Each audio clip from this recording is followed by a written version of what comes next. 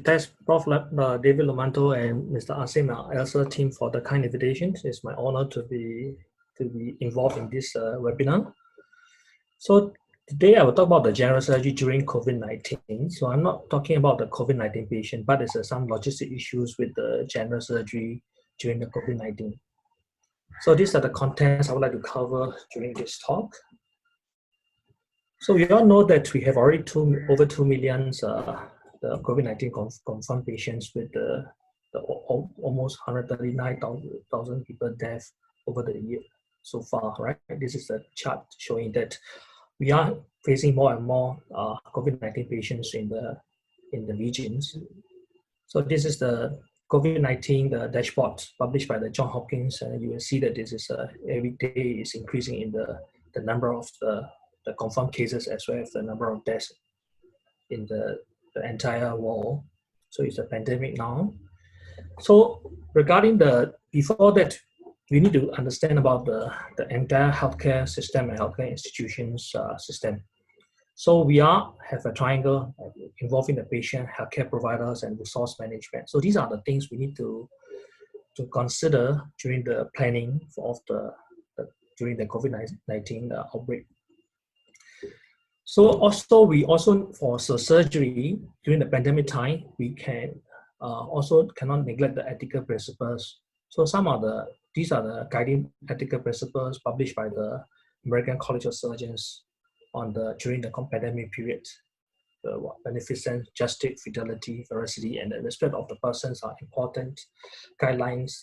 Ethical principles need to be observed during the pandemic outbreak.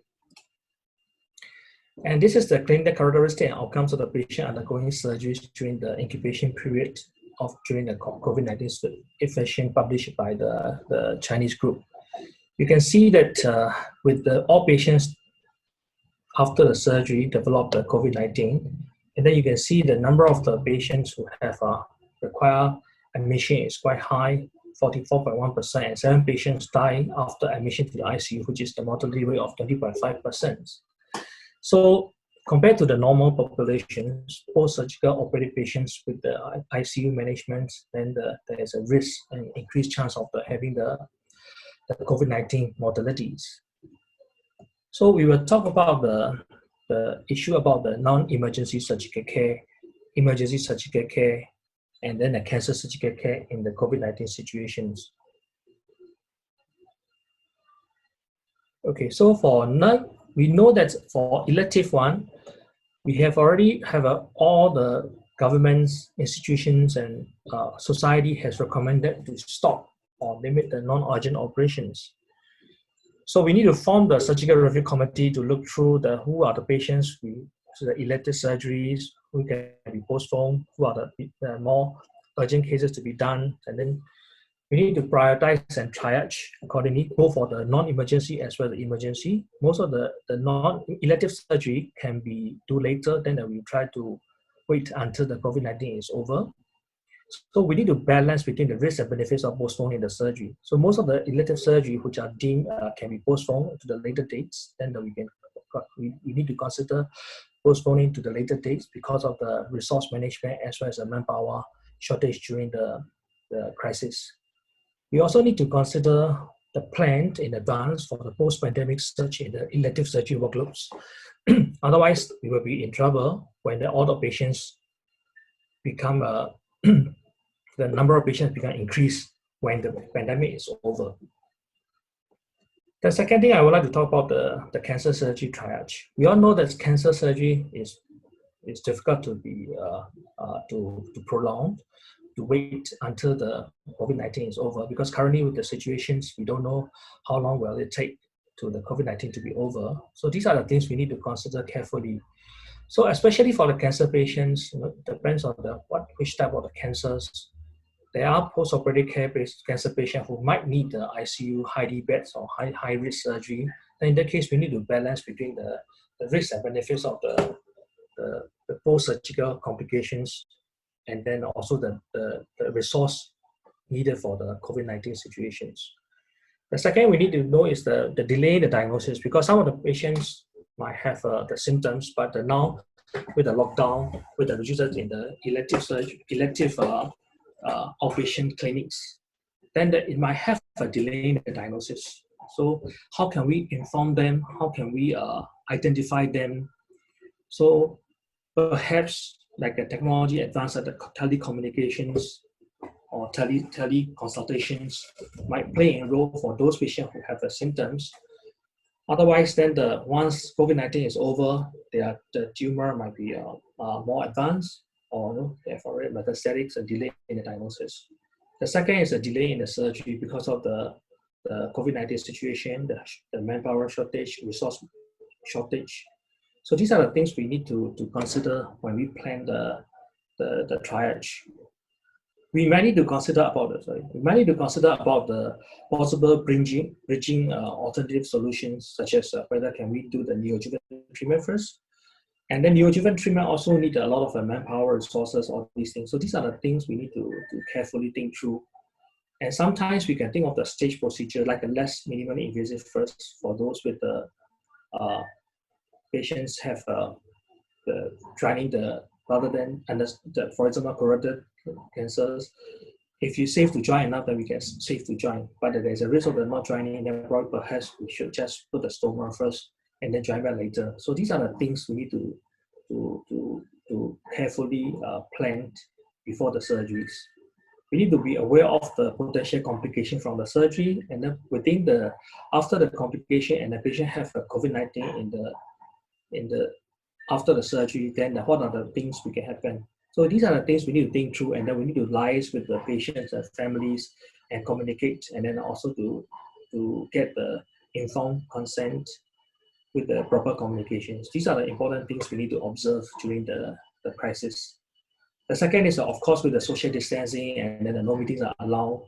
So the technology-based, the online meetings on the virtual tumor board, MDT, to be done, so that at least the patient care is appropriate when we meet for the tumor board decision kind of situation, so that we have a shared decision making for the better interest of the patient.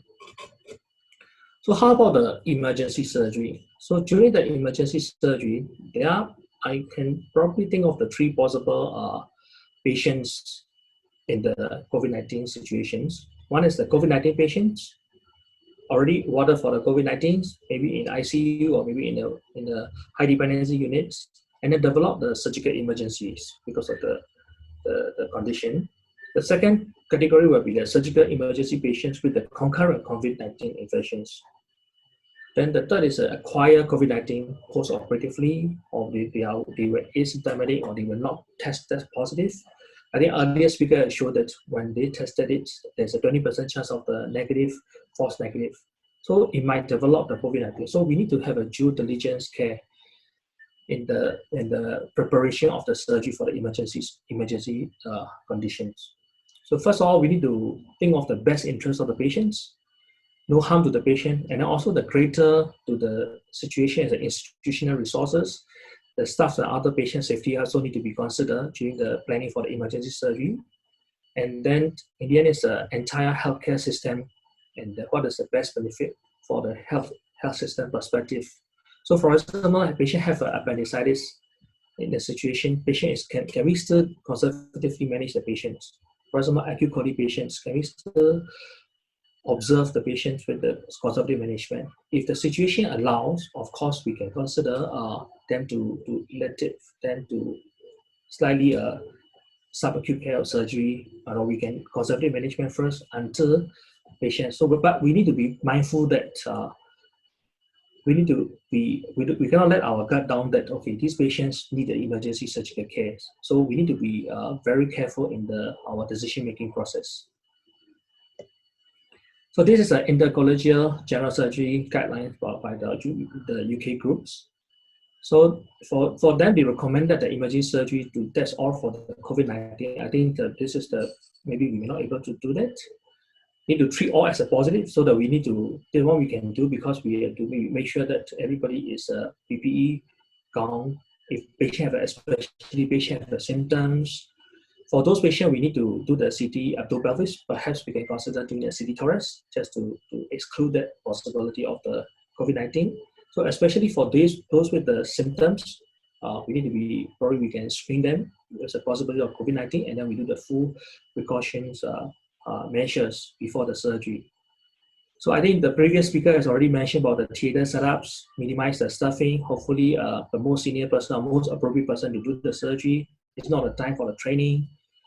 And then also try to get in the negative pressure room if the COVID-19 is confirmed positive. And also consider about the smoke extraction, and then the intubation, extubation are the things we need to be careful during the COVID-19 patients situations. And then for the planned surgery, we need to risk assess for the COVID-19 again, and then whether it's a greater risk for surgery, like I mentioned earlier. And then the other things we need to consider is laparoscopy. Usually they say the laparoscopy should not be used, but evidence is not very strong. So I will go through the SAGES guidelines later part to see whether laparoscopy is still feasible. And I think Mr. Asim will talk about the laparoscopy in details. So this is an updated guideline by the same Royal College surgeons, together with the August and then the ASGPI, about the recently published on 6th of April 2020. So what they suggested or advised is that for acute patients, COVID-19 should be sought in any patient if possible by going through the thorough history taking and then the physical examinations. And then if needed, we might consider to the COVID-19 testing to confirm it. And then for those patients need the CTAP for abdominal pain or acute abdominal symptoms, probably we should consider to the CT chest at the same time to rule out the possibility of the COVID-19. So for those patients who need the urgent, but it's a planned surgery, means a semi-elective kind of situations, if possible, we can self-isolate them and assess for the COVID-19 if needed. Is a high-risk patients or highly suspicious, we could probably consider testing the COVID-19. And then after that, we can consider whether what type of the surgery is more appropriate for the patients, especially considering the risk of the possible COVID-19 situations. For those with the aerosol generating procedures, either the COVID-19 is suspected or confirmed, we need to do the full precaution for the PPE to protect ourselves, to protect from the contamination to the other patients as well. The other is the laparoscopy, as I mentioned earlier. There are some risks of the aerosol type formation and infection, but it's not strongly evidence-based. So the level of risk is not clear, and then the level of the PPE deployment may be important. So some of the advocated safety mechanisms like the filters, traps, scaffold deflating, it is still difficult to implement. So it seems the laparoscopy, the energy device usage can create the aerosol type formations. Laparotomy together with the coagulation instrument may also be risk. So in that case, we need to have a universal precautions with the protect staff, protect the other patients. These are the important things we need to be observed during the situations. This is a SAGES and EAES joint statements and guidelines provided in the COVID-19, I think the end of the March 2020. So in here, you can see that the personal protection is important, surface need to be rationalized, which I will touch upon. Laparoscopy is a little evidence of the MRS risk specific to the COVID-19. The proven benefits of reduced length of stay and fewer complications is well known. So that it will also probably consider for those with the appropriate patients because it will not stress the system. For example, COVID-19 patients, for the MIS has a less chance of the wound-related implications, shorter length of stay, shorter nursing care, less nursing care. So in the crisis, we need to address it whether both patients are still laparoscopy are suitable or not. If it's suitable, we can do the precaution measures, and then we might still consider doing a laparoscopy. I think Mr. Asim will go into details, present details for the laparoscopy in the COVID-19 situations. So this is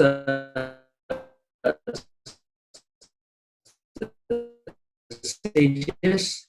There are recommendations. You can see that with the benefits of MIS and reduced length of stay, we can still strongly consider we need to balance between the risks and benefits of the MIS procedure, even though. So this is a summary of the commercially available smoke evacuation systems we can consider. And this is recently published by the EAES group about the considering for during the resource limited conditions. We can use a simple using the filter, which is certified for 99.9% effective protection against the Hep B and Hep C virus, which have a diameter of the 42 nanometer to 30 to 60 nanometer.